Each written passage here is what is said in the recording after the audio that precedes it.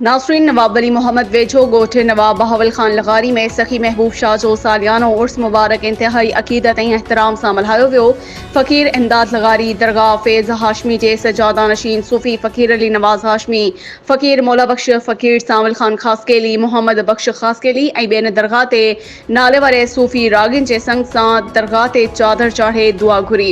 वधीक तफ़सील मालूम कयूं था ख़बरचार जे सीनियर नुमाइंदे यूसुफ इंसान जी। यूसुफ, छा तफ़सील आहिनि? जी बिल्कुल, के सिलसिले में ॿुधाए थो वञा। नाल वेझो गुड नवाब बहावल खान लगारी में सखी महबूब शाह जो सालियानो उर्स मुबारक इंतहाई अकीदत ऐं एहतराम सां मल्हायो वियो।